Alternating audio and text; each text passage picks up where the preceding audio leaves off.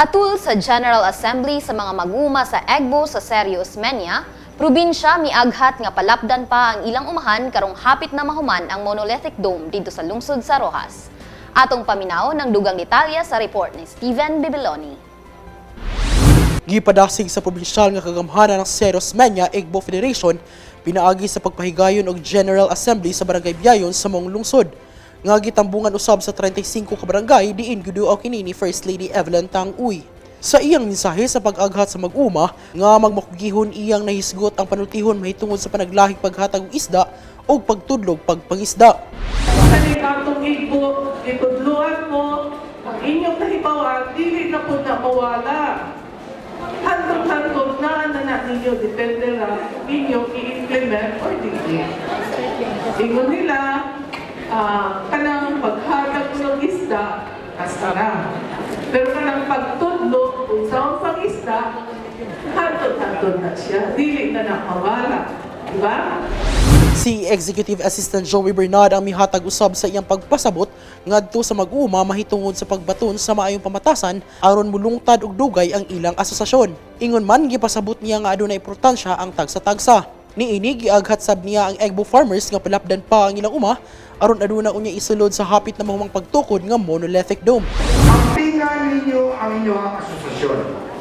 Ampingan ninyo ang inyong mga membro. Kaya ang pinaka-importante sa usa ka asosasyon, sa usa ka tapo, usa ka grupo, ang makag-isa. Nasayran nga ang maong monolithic dome nga mahimutang sa lungsod sa Rojas, gipaningkamutang mahuman sa Disyembre 20 ning tuiga.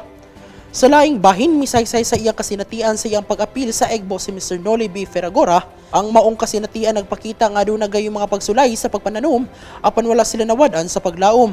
Gisugilo niya sa mga kaubanang mag-uma nga pagsugod pa lamang niya sa Egbo daghan og negatibo tungod kay sa milabay nga panahon, pipila na ka programa sa agrikultura ang ihatag sa taga-barangay kanila apan napakyas kini. Ang ginapiliro na.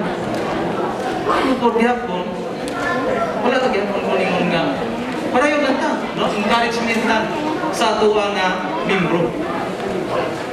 Kaya ang leader, kung magpalayaluya ang member, automatic down na siya.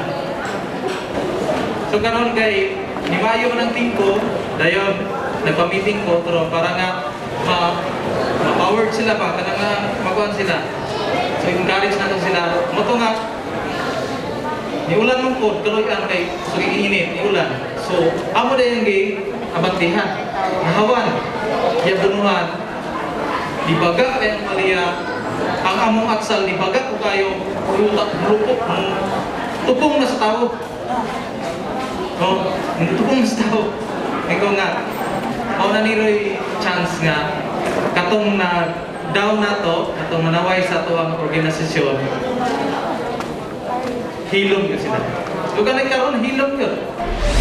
Iyang gipamatud-an nga wala niya panumbalinga ang mga pagsulay ug nagpadayon sila hangtod sa nakita nila ang maayong resulta sa ilang pagpaningkamot. Magpabiling updated sa mga pinakaulaying kalambuan ning atong probinsya.